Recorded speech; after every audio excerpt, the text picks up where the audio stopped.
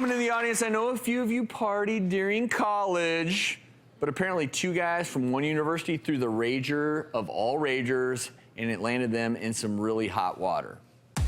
Hangovers, blackouts, DUIs, drinking, more specifically, college drinking. But this next party breaks all the rules. An otherwise quiet, peaceful neighborhood was invaded by more than 200 partygoers who bombarded an off-campus frat house with record amounts of booze. That's not all. Nearly half of those drinking were underage. Two Maryland University students are heading to court after police say they provided so much alcohol that you could get drunk from the air inside the home. The intoxicating air had its own breathalyzer count of 0.09. That's even too drunk to drive. According to reports, beer flowed everywhere, seeping through the home's ceiling down to the basement. That's because 200 partygoers alone were on the first floor, with even more drinkers hidden in closets and under beds as the police closed in. Wow. Woo!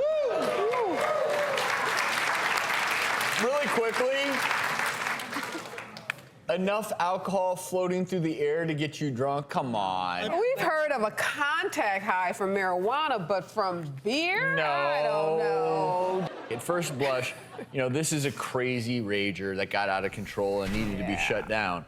But at the same time, if this is a college party, anyone who's been to college knows that there are underage drinking, or there is underage Every drinking weekend. yes, and it's really hard to monitor. I know that they're doing a better job certainly than when I went to college.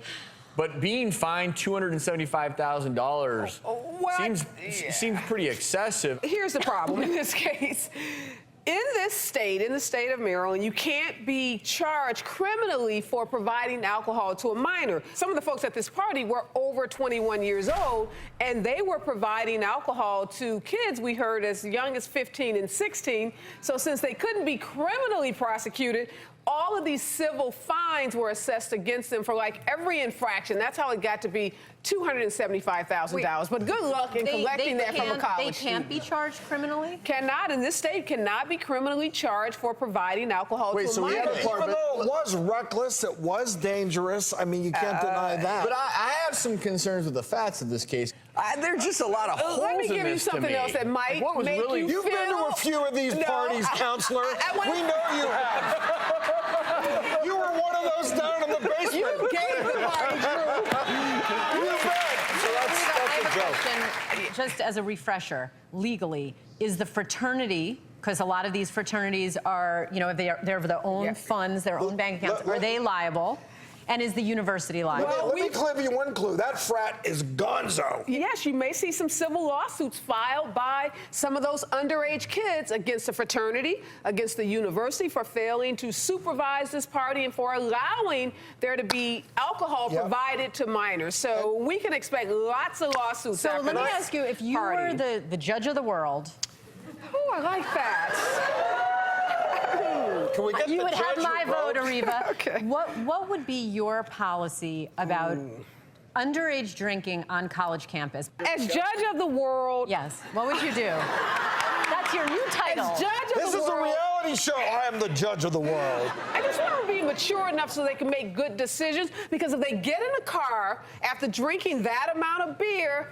Okay, but listen, there's 40-year-olds who aren't mature. I know, That's right. but I don't want kids having so many responsibilities. And getting back to your point, Travis, yes, it's a rite of passage. Frat parties, college life, the social scene, socializing that may involve a little beer or two.